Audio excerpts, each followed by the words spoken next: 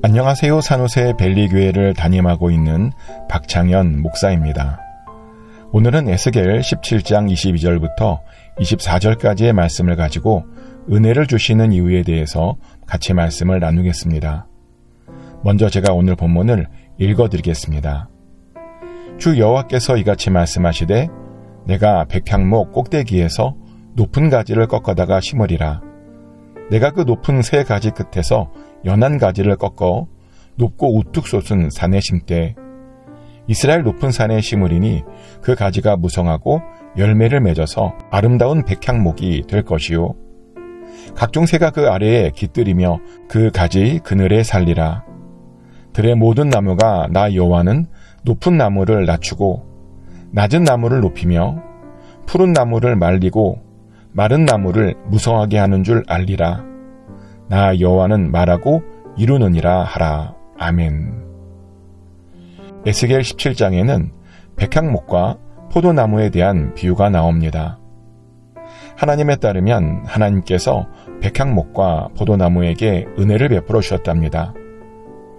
백향목은 꺾어다가 상인의 성읍에 두었답니다. 또 포도나무는 큰 물가에 심었답니다. 그래서 잘 자라게 해주셨답니다. 그런데 그들이 그 은혜도 모르더랍니다. 그리고 은혜를 모르는 것을 넘어 자꾸 가면 죽는 곳으로 가려고 한답니다.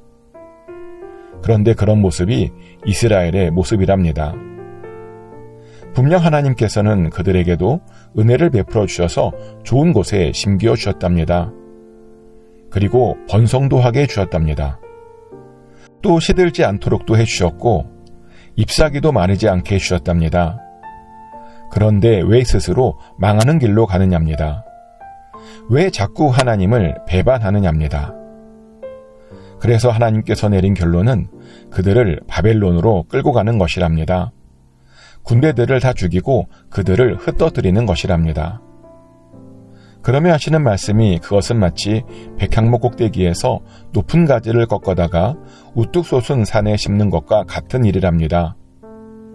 그리고 이스라엘이 그렇게 잘 심겨지면 가시는 다시 무성하게 될 것이랍니다. 그리고 다시 열매를 맺어서 아름다운 백향목이 될 것이랍니다.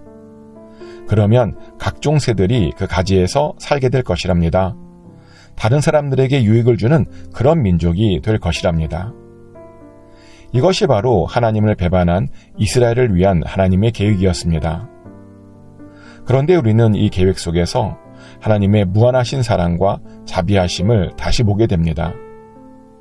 분명 하나님께서는 이스라엘이 자신을 배반했다고 선포했습니다. 그러며 그들 스스로가 죽는 길을 가고 있다고 말했습니다. 그러면 우리 같으면 배반을 했으니 그냥 죽게 내버려 둘 것입니다. 배반을 했으니 그렇게 죽는 것이 당연하다고 생각했을 것입니다. 그런데 하나님은 아니셨습니다.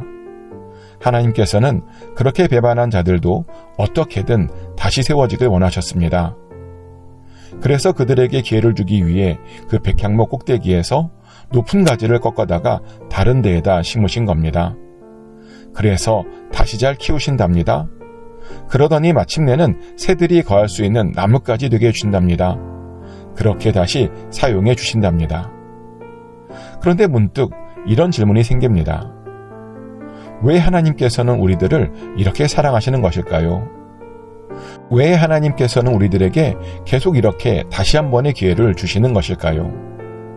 정말 너무 과분한 사랑을 받아서 몸둘 바를 모를 지경입니다. 그런데 오늘 본문을 보면 하나님께서 우리를 왜 그렇게 사랑하시는지 그 이유가 나옵니다. 하나님께서 우리를 사랑해 주시는 이유는 우리가 하나님이 어떤 분이신지 알길 원하시기 때문이랍니다. 실제로 오늘 본문의 24절의 말씀을 보면 들의 모든 나무가 하나님을 좀 알기 원하셨답니다. 그래서 여호와가 높은 나무들을 낮추신 것이랍니다. 또 낮은 나무는 높이셨답니다. 또 푸른 나무는 말리시고 마른 나무는 무성하게 만드셨답니다. 그러며 그렇게 하신 이유가 모든 나무들이 여호와 하나님께서 그렇게 하시는 분이신 것을 알게 하기 위함이랍니다. 네, 맞습니다. 우리 하나님께서 우리들에게 원하시는 것은 우리 모두가 하나님이 어떠한 분이신지 아는 것입니다. 그래서 높은 나무는 낮추시고 낮은 나무는 높인 겁니다. 그러며 푸른 나무는 말리시고 마른 나무는 무성하게 만든 겁니다.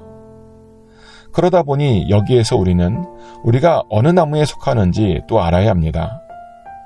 너무 높아져서 낮아져야 하는 나무인지 아니면 낮아져서 높아질 나무인지 알아야 됩니다.